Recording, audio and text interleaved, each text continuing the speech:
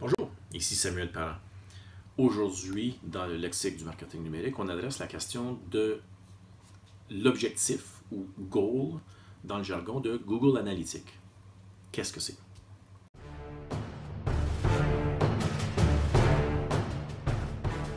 Donc, c'est quoi un goal ou un objectif dans le jargon de Google Analytics? Il s'agit du mécanisme par lequel on va compter les conversions, les fameuses conversions qu'on veut atteindre pour déclarer succès dans nos efforts marketing et publicitaires.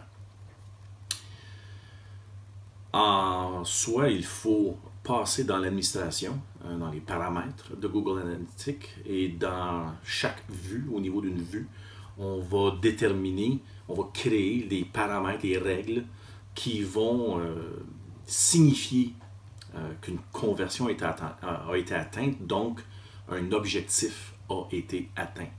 L'objectif est en fin de compte l'aboutissement d'un certain comportement. J'utilise le mot loussement parce que je vais l'utiliser plus précisément dans un instant. Il y a trois types d'objectifs possibles. Le premier est un objectif de destination.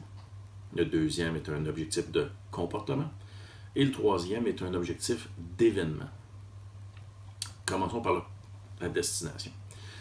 Donc, un objectif de destination, c'est essentiellement quand on crie succès parce que quelqu'un est arrivé à la page X. Par exemple, quelqu'un complète une inscription à l'infolettre, est redirigé à une page qui dit « Merci de vous être abonné, voici un cadeau, je ne sais pas trop. » Peu importe. Mais la page qui dit « Merci », personne ne peut arriver là tant qu'ils n'ont pas complété le formulaire d'inscription. Tout comme un formulaire « Contactez-nous » ou la page merci de votre transaction, votre paquet sera en route dans les prochaines 24 heures, ou je ne sais pas trop. Cette page-là n'est visible que aux gens qui ont fait quelque chose avant, puis un quelque chose de précis. Donc cette page-là est une destination. Alors on va inscrire un URL dans l'objectif de destination. Et on peut lui inscrire, dans le cas d'un objectif de destination, un entonnoir de comportement. Donc, avant d'arriver là, il y a la page X-1, puis X-2, puis X-3. Donc, il y a une séquence de pages qu'on peut passer à travers avant d'arriver là. Soit dans un ordre ou dans des différentes directions. Alors, on peut assigner une valeur à chacune de ces précédentes pages. Informer Google Analytics de ces détails-là, de cet entonnoir de comportement-là, nous permettra dans les rapports subséquents, dans les rapports d'acquisition, une fois qu'on aura généré des comportements sur le site web et qu'il y aura des données à regarder, on pourra voir, les gens n'ont pas converti, mais ils ont arrêté à telle étape. Donc, on peut savoir, OK, ça bloque ici. Peut-être que ça ne bloque pas, mais on pourra juger quand on aura l'information. Le deuxième type d'objectif est de comportement. Donc ici, il y a deux types de comportements qu'on peut déterminer comme étant un succès. Et pour plusieurs de mes clientes qui ne vendent rien sur leur site web et n'ont pas de formulaire particulier à part « Contactez-nous », donc des sites purement informatifs, à ce moment-là, je vais installer ces objectifs de comportement-là. Le premier type de comportement, c'est le nombre de pages consultées lors d'une session. Le deuxième est la durée de la session. Alors, ben beau dire, je vais mettre 5 minutes, 10 minutes, oui, non. Avant de mettre un chiffre au hasard, regardons c'est quoi le comportement moyen sur le site sur les derniers quelques mois. En moyenne, les gens, dans une visite, une session, vont consulter combien de pages? Prenons par exemple 2 ou 3 ou 4, mettons. À ce moment-là, mettons que c'est 4, moi, ce qui va m'impressionner, c'est quelqu'un qui en regarde beaucoup plus que 4. Quelqu'un qui fait 4, c'est quelqu'un de normal. Moi, je veux voir les gens qui vont au-delà, alors qui ont plus d'intérêt que la moyenne. Alors, je vais peut-être initialement me fixer un objectif à 6, un deuxième à 8, un autre à 10. Je vais m'en fixer 3 4 comme ça. Ils n'ont pas tous la même valeur, bien entendu. Quelqu'un qui regarde 12 pages, c'est simplement plus intéressant que quelqu'un qui n'a regardé juste 6. Mais on ne sait pas jusqu'où le comportement va se rendre.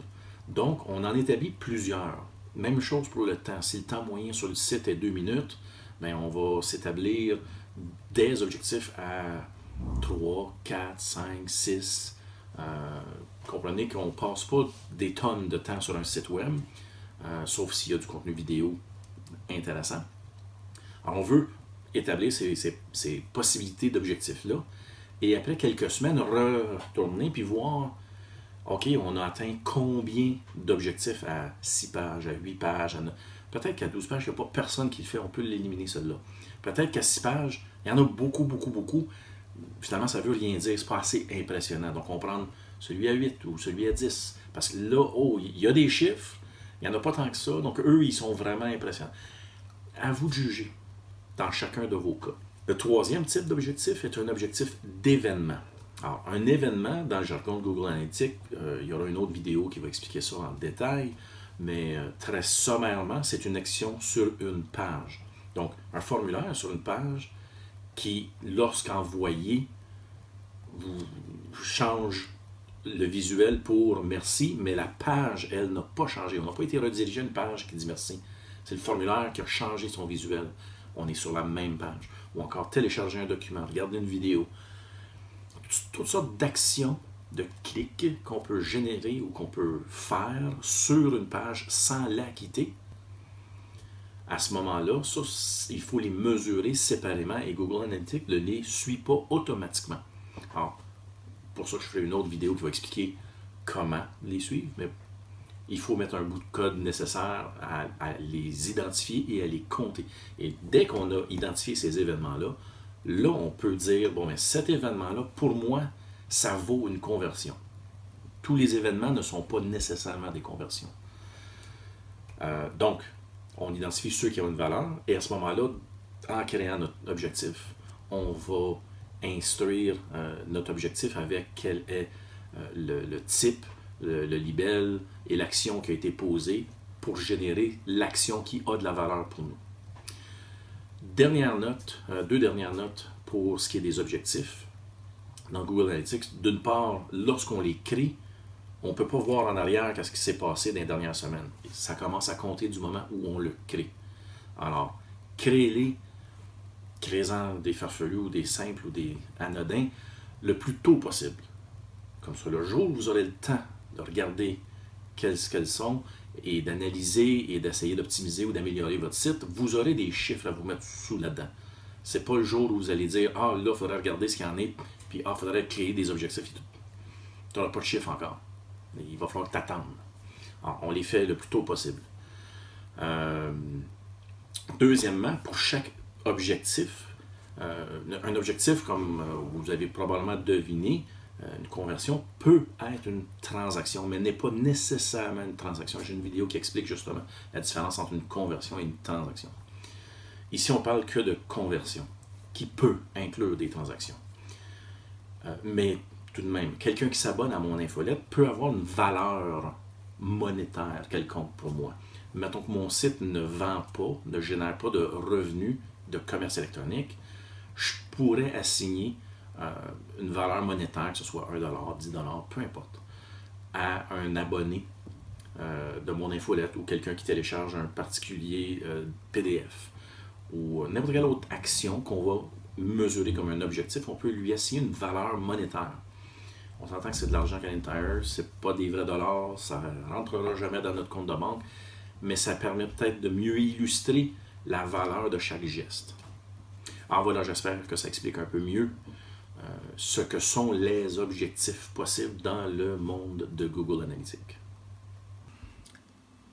Alors voilà, j'espère que c'est plus clair comme concept. S'il y a d'autres terminologies, concepts ou mots du marketing numérique qui vous posent des défis ou qui ne sont pas hyper clairs, n'hésitez pas à les laisser dans les commentaires ici-bas.